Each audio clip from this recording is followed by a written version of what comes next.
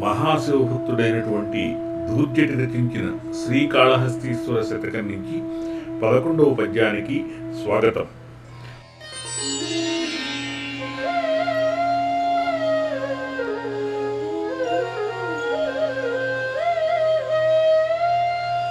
వీడెంబిన ఎప్పుడు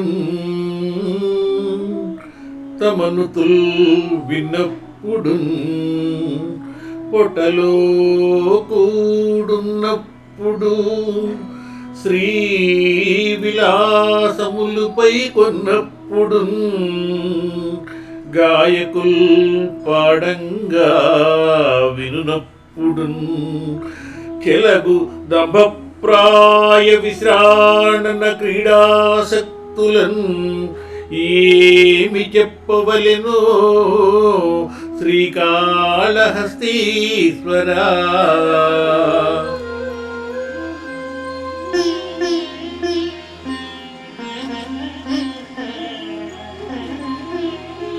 ముఖ్యమైన పదాల అర్థం తెలుసుకుందాం. వీడెంబిన ఎప్పుడు, వీడెంబు అంటే తాంబూలం, తాంబూలం దొరికినప్పుడు. తమనుతుల్ విన్నప్పుడు, నుతులంటే తమను గురించి ఎవరైనా పొగిడితే. శ్రీ విలాసములపై కొన్నప్పుడు అంటే బాగా సంపదలు ఉన్నప్పుడు. చెలగు అంటే బాగా రెచ్చిపోయి.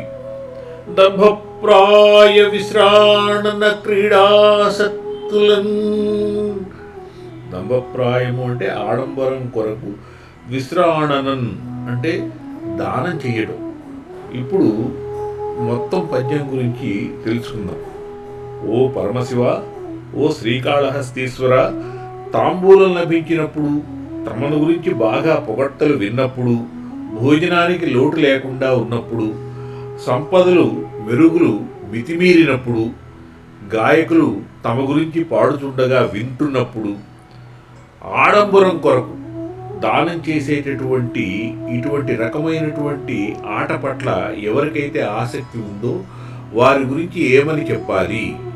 ఇక్కడ ఈ పద్యంలోని భావం ఏమిటంటే, మనిషికి అన్ని రకాలైనటువంటి సుఖాలు, అన్ని రకాలైనటువంటి సంపదలు ఉండి తమని అందరూ బాగా మెచ్చుకుంటూ ఉంటే ఆ మెచ్చుకోలు, ఆ పొగడ్తలకి లొంగిపోయి దానం చేసేటటువంటి ఆ విషయంలో ముందు వెనక ఆలోచించకుండా రెచ్చిపోయి ఎంతైతే అంత దానం చేసి ఆఖరికి సంపదలన్నీ పోగొట్టుకునేటటువంటి ఇటువంటి క్రీడ పట్ల ఎవరికైతే అనురక్తి ఉంటుందో వాళ్ళ గురించి ఏమని చెప్పాలి అంటే, ఈ పొగడ్తలకు లొంగిపోయి అన్ని సంపదలు ఏదో ఒక రోజున పోగొట్టుకుని కష్టాల పాలవుతారు. అప్పుడు కానీ దేవుడు వీళ్ళకి గుర్తురాడు. లేదా అన్ని సంపదలు వీళ్ళ దగ్గర ఉన్నంత కాలం, సుఖంగా జరుగుతున్నంత కాలం అప్పుడు కూడా దైవస్మరణ చేయరు. మానవుడి యొక్క సహజ లక్షణం ఏమిటంటే, తను సుఖంగా ఉన్నప్పుడు ఎప్పుడు కూడా దైవస్మరణ చేయడు. కష్టాలు మీదకు వచ్చినప్పుడు అప్పుడు గుర్తొస్తాడు దేవుడు.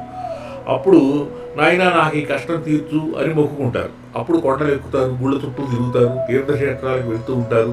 నాకేదో ఒక విధంగా ఈ కష్టం తొలగించవయ్యా అంటారు. మళ్ళీ కష్టం తొలగి సుఖాలు ప్రారంభమయ్యాయా, ఇంట్లో పూజలు పునస్కారాలు, గుళ్ళ చుట్టూ ప్రదర్శనలు ఇవన్నీ తగ్గిపోతాయి. అందుకని ఈ తాత్కాలికంగా ఉండిపోయేటటువంటి సంపదల గురించి, కీర్తి గురించి, పొగడ్తల గురించి అనవసరంగా వాటి మాయలో పడిపోకుండా ఎల్లప్పుడూ కూడాను దైవం మీద భక్తి కలిగి ఉండాలి. ఈ ఉన్న సంపదలు కానీ ఏవైనా కానీ ఇవన్నీ కూడాను ఆయన యొక్క కృప అనేటటువంటి భావం మనస్సులో స్థిరంగా ఉంటే దైవం మీద భక్తి స్థిరంగా ఉంటుంది. ఇవి లేనటువంటి వాళ్ళ గురించి నేను ఏమని చెప్పాలి అని ధూర్జటి అంటున్నాడు.